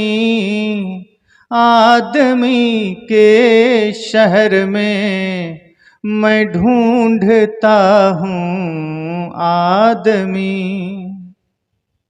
आदमी के शहर में मैं ढूंढता हूँ आदमी। मानो सदगुरु कबीर चौराहे में खड़े होकर ये बात कह रहे हैं कि मैं आदमी का शहर में आया, पर कोई मुझे आदमी दिखा नहीं, मैं आदमी खोज रहा हूं। लोगों को लगा ये क्या मजाक है, चारों ओर तो आदमी ही आदमी है, चारों ओर तो मनुष्य ही मनुष्य है, फिर ये सदगुरु कबीर ये बात क्यों कर रहे हैं कि मैं आदमी के शहर में आदमी खोज रहा हूं। सदगुरु कबीर ने कहा कि जब मैं इस चौराहे पर आया, जब मैं यहाँ लोगों के बीच आया, तो कोई मुझे ब्राह्मण मिल गया, कोई क्षत्रिय मिल गया, कोई वैश्य मिल गया, कोई शूद्र मिल गया, कोई मुस्लिम मिल गया, कोई साहू मिल गया, कोई यादव मिल गया, कोई कुर्मी मिल गया, कोई वर्णवाल मिल गया, कोई महतो मिल गया। तमाम टाइटल मैंने देखा कि अपने नाम के पीछे लोग कोई ना कोई टाइटल लगा रहे हैं। अब मैं सोच रहा हूं इसमें से आदमी कौन है, क्योंकि कोई हिंदू बना, कोई मुसलमान बना, इंसान तो कोई बना ही नहीं।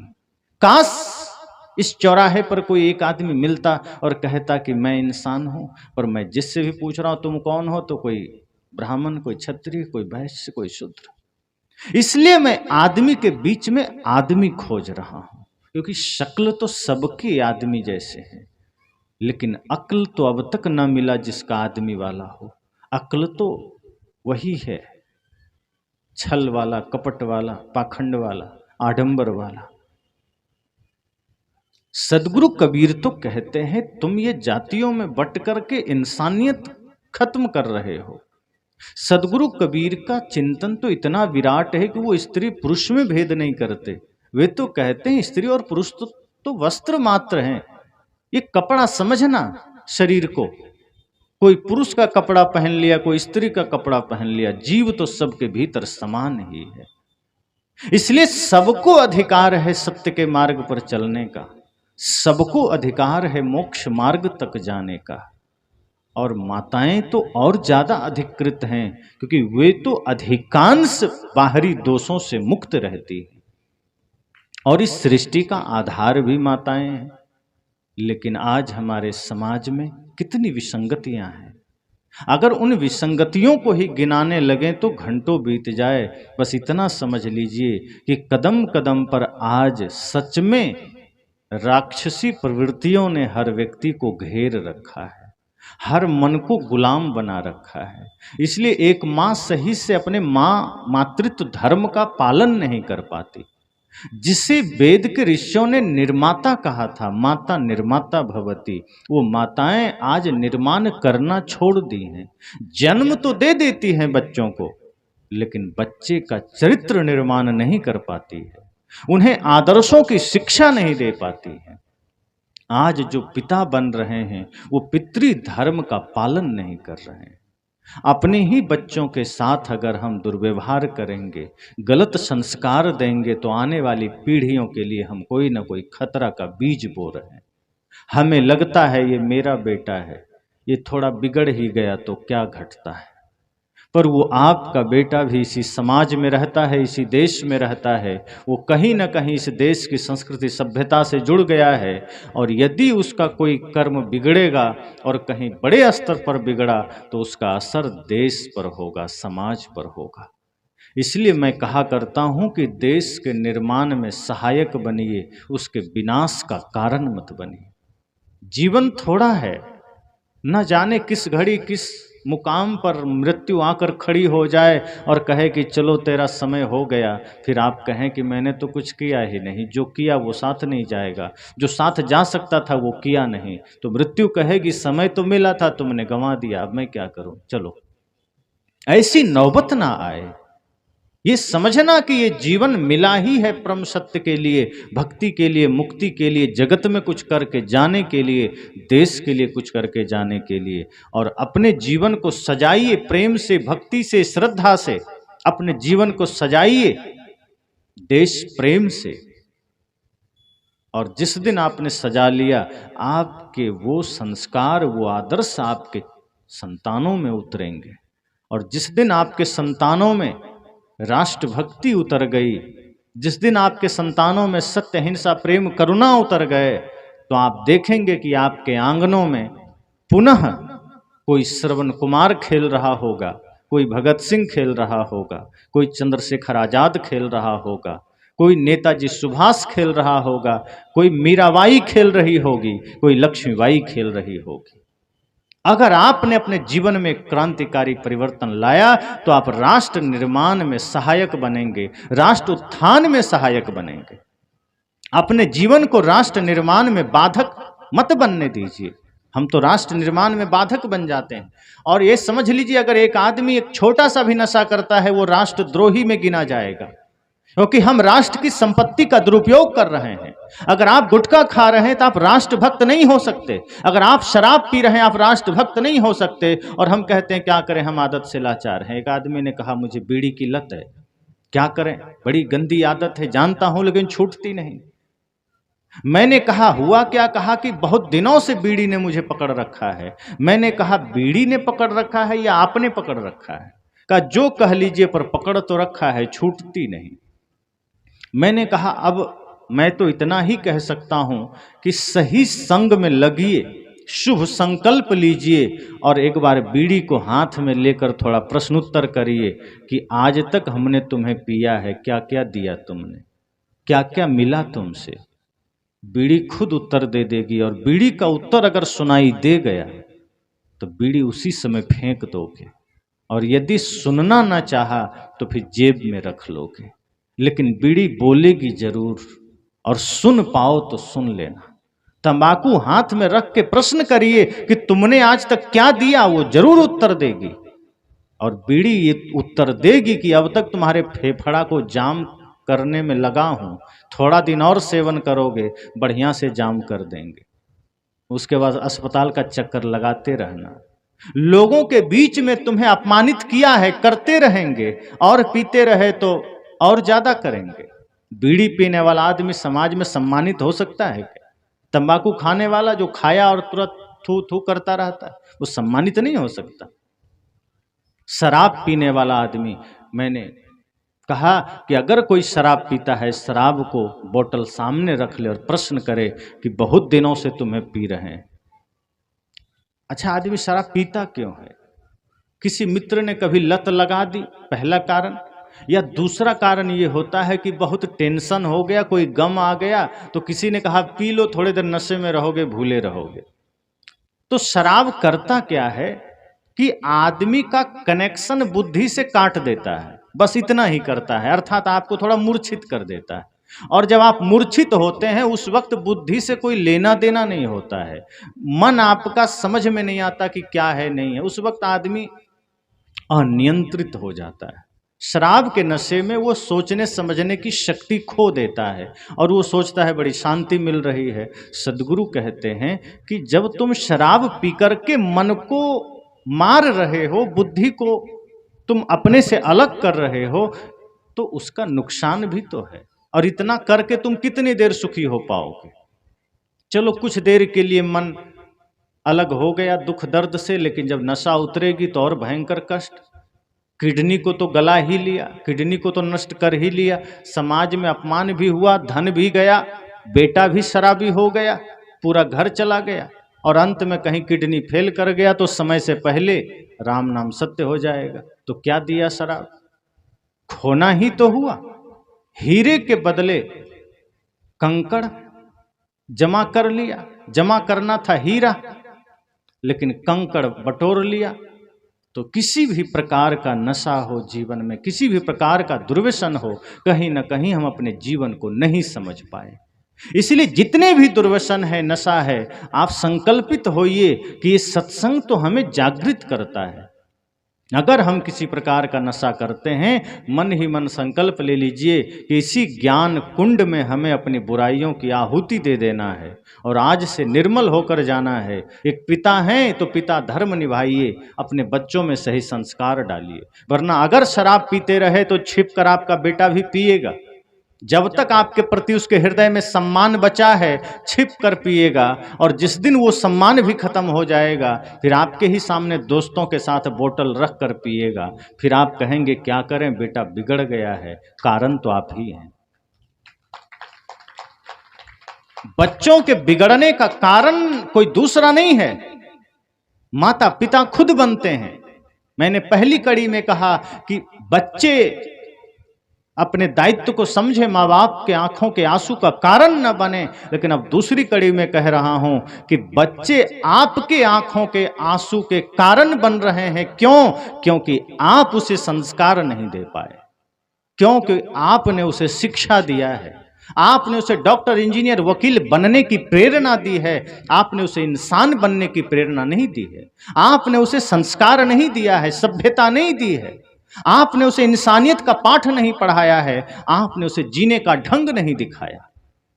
और जब जीने का ढंग ही नहीं बताया, जब धन में ही उसके मन को लगाया, धन प्राप्त करने की विद्या सिखाई, माया मोह ऐश्वर्य प्राप्त करने का सारा सूत्र समझाया, और अंत में आप सोचते हैं वो आपके प्रति धार्मिक प्रवृत्ति लेकर के सत्य हिंसा प्रेम करुणा का भाव जग जाए? कैसे होगा?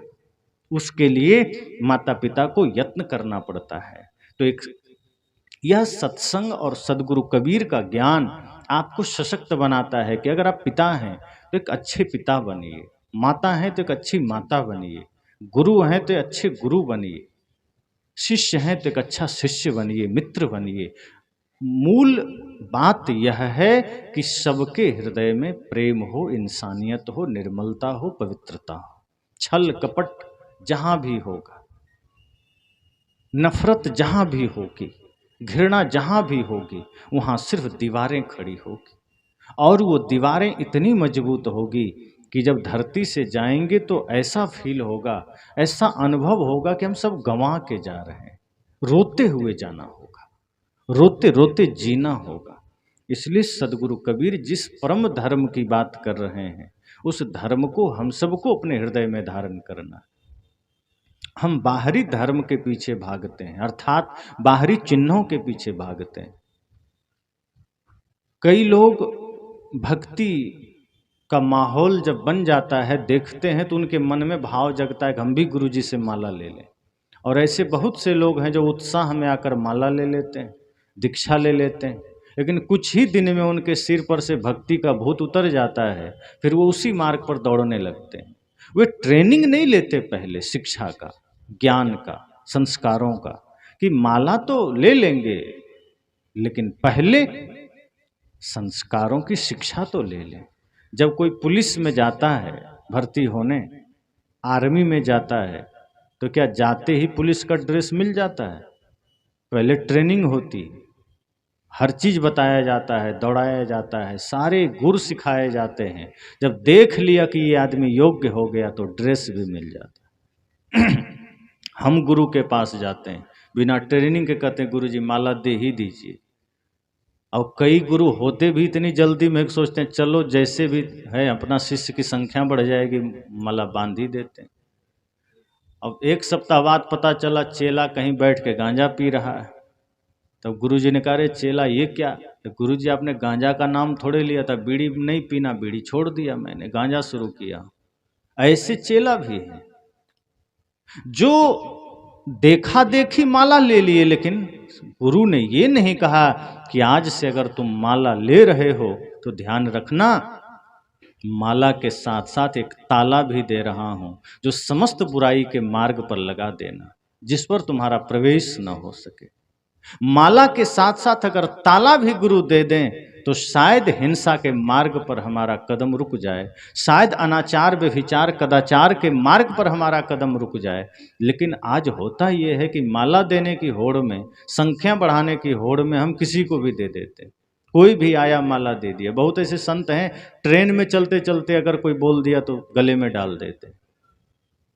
लेकिन जो सच्चे संत हैं वो पहले परखते हैं, देखते हैं कि व्यक्ति भीतर से जागा है या देखा देखी में आया है। अगर भीतर से प्यास जगी है तो हो सकता है कुछ दिन माला नहीं भी देंगे तो माला की सारी प्रक्रिया निभाएगा। वो माला लेने के बाद जो जीवन होना चाहिए वो पहले ही निभाएगा, लेकिन हम माला लेके भी नहीं निभा पाते। बहुत से लोग माला लिए होंगे, लेकिन जरा सोचिए क्या गाली देना बंद हो गया? नशा हो सकता है अधिकांश लोगों का बंद हो, लेकिन नशा में तंबाकू तो बहुत लोग खा लेते हैं जो कि एकदम काफी दिन से दीक्षित होते हैं। चलिए शराब बंद हो जाती है, अन्य जो गांजा आदि बंद हो जाते हैं, लेकिन तंबाकू बहुत लोग चुपके से खा लेते हैं। तो बात यह है कि धर्म को मजाक नहीं बनाना है। हमने मत पंथ के नाम पर पाखंड किया है, छल कपट किया है, एक दूसरे के साथ सिर्फ ईर्ष्या द्वेष किया है, और यही मनुष्यता का सबसे बड़ा दुश्मन है। आप प्योर बनिए। आप दुकान पर जाते हैं, कहते हैं थोड़ा शुद्ध दूध दे देना। दूसरे देशों में जाइए और आप कहिए कि शुद्ध गाय का दूध देना, वो कहेगा यहाँ है ही नहीं। क्यों? क्योंकि यहाँ अशुद्ध मिलता ही नहीं है, एक ही क्वालिटी का दूध है, वो शुद्ध है। लेकिन भारत में अशुद्ध बगल में खड़ा है, इसीलिए बोलना पड़ता है शुद्ध दूध दे देना, शुद्ध हल्दी दे देना। हर चीज के पीछे देसी और शुद्ध शब्द जोड़ना पड़ता है, लेकिन जिसमें जोड़ा जाता है वो भी शुद्ध नहीं होता है। तो हमें शुद्ध जोड़ना पड़ रहा है। क्यों? क्योंकि अशुद्धता खड़ी है, वही हमारे मन हमारे विचारों के साथ हुआ है। गुरु कहते हैं मन को शुद्ध करो, क्योंकि अशुद्धता पहले ही पैर पसार रखा है। शुद्ध मन से भजन करो, क्योंकि अशुद्धता पहले ही भजन में भी आ गई है, भजन भी अशुद्ध मन से हो रहे हैं। गुरु कहते हैं निर्मल मन से जाप करना, क्योंकि जाप भी कपट में चल रहे हैं, ईर्ष्या में चल रहे हैं कि वो मेरे से अधिक जाप ना कर ले, ये भी ईर्ष्या चलती है। अब कोई आदमी आपसे 2-4 नाम ज्यादा जाप कर लिया तो ईर्ष्या क्यों करते हो? कर लिया अच्छी बात है, आप भी करो, लेकिन हम जाप में ईर्ष्या कर लेते हैं। कोई सत्संग करा लिया, ईर्ष्या हो गई, वो करा लिया, हम भी कराएंगे। अरे भाई ईर्ष्या क्यों करना? प्रेरणा लो कि उसने कराया तो मैं कराऊंगा, ईर्ष्या में करा रहे। धर्म में भी हमने कपट को घुसेड़ दिया। जो धर्म कपट मिटाने के लिए है, जो सत्संग अहंकार मिटाने के लिए है, जो ध्यान अहंकार मिटाने के लिए है, वो ध्यान करके ही अहंकार ले आए, वो सत्संग करके ही अहंकार ले आए। सत्संग कर लिया, अहंकार जग गया कि सत्संग हो गया, मेरे से बड़ा कौन। ध्यान में कर लिया, मेरे से बड़ा कौन। सदगुरु कहते हैं जब आप भीतर लौटेंगे, मन को निर्मल करेंगे तो सब कुछ सहज हो जाएगा। जैसे अभी हमारे जीवन में सब कुछ असहज है, वैसे ही जब मन निर्मल होगा सब सहज हो जाए। अभी आपको भजन गाने के लिए सोचना पड़ता है। बच्चों को आप पूछिए, कभी अभी पूछना घर ले जाकर कि बेटा भजन सुनाओ, कोई एक आध बच्चा होगा जो बिना सोचे भजन सुना दे, लेकिन अधिकांश बच्चे सिर खुजलाएंगे कि नहीं आता। तो देशभक्ति गीत सुनाओ तो भी वो सिर खुजलाएंगे नहीं आता। तो जो आता है वो सुनाओ, फिर वो सुना देंगे फिल्मी गीत, क्योंकि वो सहज है। उसके लिए उसे प्रयास नहीं करना पड़ा, वो चारों तरफ सुन रहा है, घर में सुन रहा है। अपने को देखिए, कोई कह दे चौराहे पर, थोड़ा ध्यान के सूत्र बताना, थोड़ा सा बढ़िया मीठा व्यवहार सबसे रखना, आदमी को लगता है ये कौन सा पहाड़ जैसा काम बता दिया। लेकिन उसी समय कोई एक ठो गाली सामने से दे दे, कहने की जरूरत नहीं है, इधर से 4 गाली निकल जाएगी, बाद में लगेगा रे कैसे हो गया। गाली सीखना थोड़े पड़ता है, भजन सीखना पड़ता है, ज्ञान की बातें सीखनी पड़ती है, झगड़े सीखने नहीं पड़ते। किसी आदमी को कभी घबराहट नहीं हुई होगी कि हमने तो बचपन में गाली सीखा नहीं, आज देने का समय आया, मुझे तो आता ही नहीं है, चलो किसी से पूछ के दे दें। कहीं सीखा नहीं, फिर भी मन में गाली आती है, क्रोध आता है, छल आता है। सदगुरु कहते हैं जब प्रेम सहज हो जाए, समझना धर्म जग गया। जैसे क्रोध सहज निकलता है मन से, वैसे ही प्रेम सहज में निकलने लगे। समझ लेना धार्मिक हो गए, समझ लेना इंसानियत जग गई भीतर, प्रेम जग गया भीतर। अगर सत्य के लिए सोचना पड़े, भजन के लिए सोचना पड़े, ध्यान के लिए सोचना पड़े, मीठा बोलने के लिए सोचना पड़े, तो समझना अभी वो भीतर है तो, लेकिन बहुत गहरे में है, वहां तक अभी हमारी चेतना पहुंच नहीं रही है। अभी हमारी चेतना की पहुंच छल कपट तक है, अभी हमारे मन के स्तर पर हम चल रहे हैं, और मन के स्तर पर जब तक हम रहेंगे तो मन यही छल कपट लेकर आएगा। लेकिन जब हम सत्य के स्तर पर जाएंगे, अंतिम स्तर पर जाएंगे, तो वहां से यह चेतना आपको सत्य हिंसा प्रेम के मार्ग पर लेकर चलेगी। इसलिए मैंने कहा कि सदगुरु कबीर का धर्म मानवता है, और मानवता का अर्थ सिर्फ यह नहीं होता कि जीवों पर दया करना, मानवता का अर्थ सिर्फ यह नहीं होता कि किसी भूखे को भोजन दे देना, मानवता का अर्थ यह नहीं होता कि किसी प्यासे को पानी पिला देना। मानवता जागृत ही उस व्यक्ति में होती है जो व्यक्ति मनसा वाचा कर्मणा निर्मल हो जाता है, और ये बहुत बड़ी बात है। कोई दान कर रहा है, हम कह देते हैं तो बड़ा इसमें मानवता है, ये दान करना भर मानवता नहीं है। बाहर से कोई पूजा कर लिया तो वो मानवता में नहीं आता।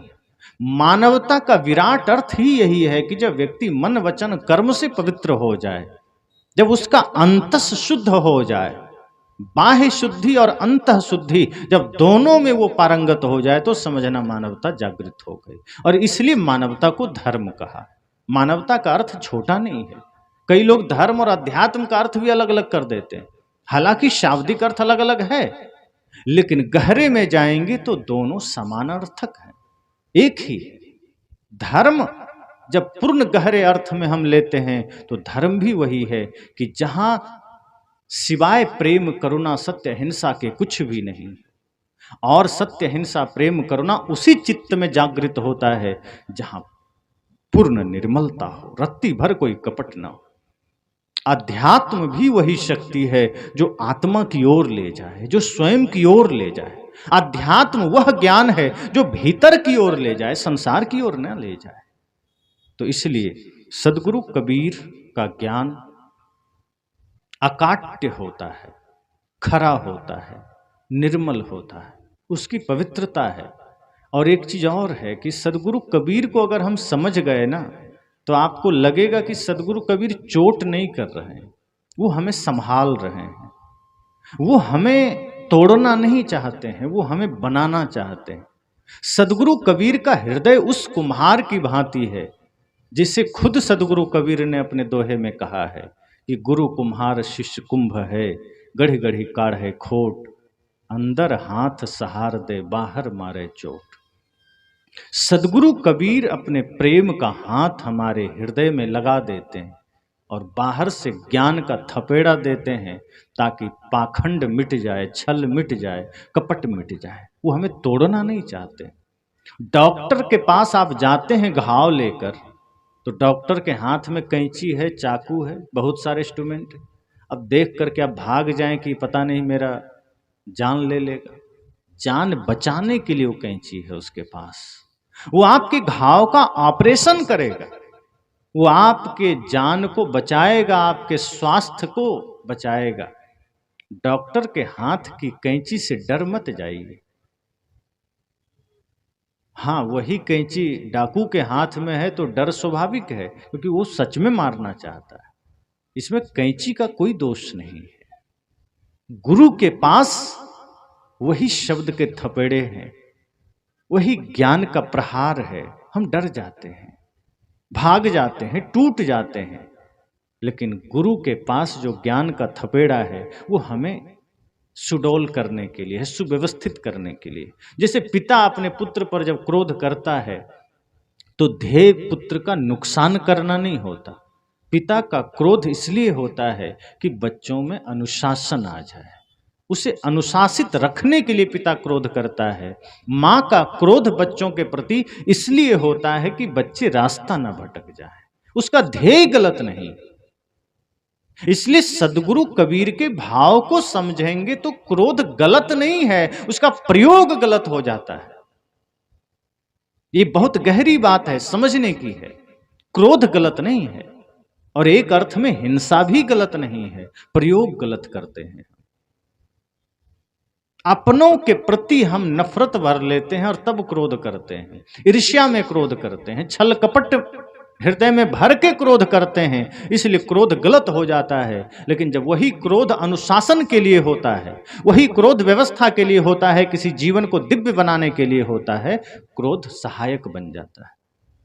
यही हाल हिंसा का है। जब हम अपने ही लोगों पर मानसिक, कायिक और वाचिक हिंसा करते हैं वो पाप बन जाता है। लेकिन सेना बॉर्डर पर किसी आतंकवादी को मार दे तो वो हिंसा नहीं होती, वो अहिंसा बन जाती है। अब सोचिए, हिंसा पाप है ना, तो किसी को भी मारना पाप होगा। लेकिन सेना का जवान जब किसी आतंकवादी को मार दे तो उसको जेल होता है, मेडल से सम्मानित किया जाता है। क्यों? क्योंकि सेना के हृदय में किसी के लिए व्यक्तिगत नफरत नहीं है, उसका ध्येय किसी को मारना नहीं है, उसका ध्येय भारत की सीमा की रक्षा करना है। और उस रक्षा में जो सेंध मार रहा है वो उस बुरे तत्व को नष्ट कर रहा है, इसलिए वो अहिंसा बन गया। तो जगह बदलते ही शब्दों के अर्थ बदल जाते हैं। लेकिन वही काम जब हम परिवार में करते हैं, वही काम जब हम समाज में करते हैं तो वो पाप बन जाता है। इसका प्रतीक आप भगवान श्री कृष्ण से ले सकते हैं। उनके एक हाथ में बांसुरी है, एक में सुदर्शन चक्र है। प्रतीक है, दोनों एक साथ रखते नहीं हैं, पर एक कहा जाता है कि सुदर्शन चक्र भी है, बांसुरी भी है। जब अपनों के बीच होते हैं प्रेम की बांसुरी बजाते हैं, लेकिन जब कोई मनुष्यता का दुश्मन खड़ा हो जाता है, जब कोई इंसानियत का दुश्मन खड़ा हो जाता है तो बांसुरी रख देते हैं, सुदर्शन चक्र निकाल लेते हैं। क्योंकि वो व्यक्तिगत के लिए नहीं उठा रहे हैं, वो मानवता की रक्षा के लिए उठा रहे हैं। तो जो भारत के जवान हमारे हैं, हमारे वीर हैं जो शहीद हो रहे हैं देश के खातिर, वो हथियार इसलिए नहीं उठाए हैं कि किसी इंसान को मारना है, बल्कि हथियार इसलिए उठाए हैं कि इस भारत माँ की रक्षा करनी है। और उसकी रक्षा में अगर कोई आतताई मारा भी जाए तो वो हिंसा नहीं, वो अहिंसा बन जाता। इसलिए सदगुरु कबीर कहते हैं कि गुरु कुम्हार है, वो कुम्हार की भांति है, उस शिष्य को ठोंकता भी है।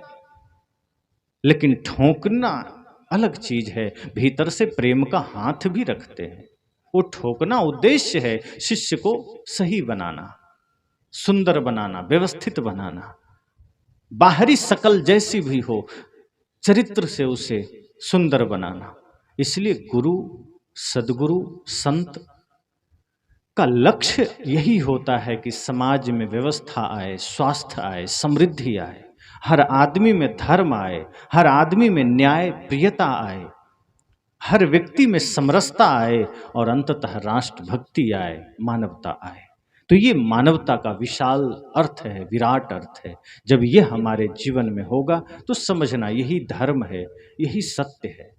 धर्म न दूसर सत्य समाना, अर्थात धर्म आया मतलब समझना सत्य आया, सत्य आया मतलब धर्म आया।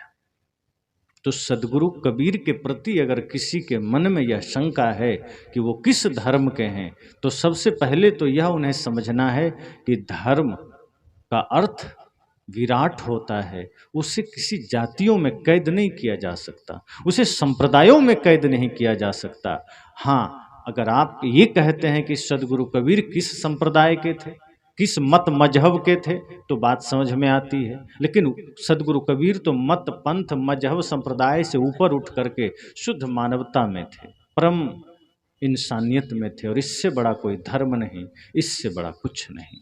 तो यही सदगुरु कबीर का जीवन था, और यही जीवन वो सब में देखना चाहते थे। जो परमानंद उन्होंने पाया वही सबको देना चाहते थे। और सदगुरु कबीर के ज्ञान को, उनके आदर्शों को उनके बाद के उनके अनुयायियों ने लोगों तक पहुंचाया एक सिपाही बनकर। आज वही काम हम सबको करना है। जो भी संत, जो भी महापुरुष अपने मानवतापूर्ण ज्ञान हमें दे गए, उन वचनों को, उस ज्ञान को, उस आदर्श को अपने हाथ में लीजिए, अपने जीवन में लीजिए, और आप भी बन जाइए सिपाही। अपने जीवन को भी जगाइए और दूसरों को भी जगाइए। जो काम भगवान बुद्ध के लिए सम्राट अशोक ने किया कि उनके ज्ञान को दुनिया के देशों तक ले गए, वही काम हम सबको सम्राट अशोक बनकर करना है। वही काम हमें उनका सिपाही बनकर करना है कि वह मानवता का ज्ञान अगर हम 2-4 मनुष्यों तक भी ले जा पाए तो समझना हमारा जीवन सार्थक है। तो मानवता ही सबसे बड़ा धर्म है। बस।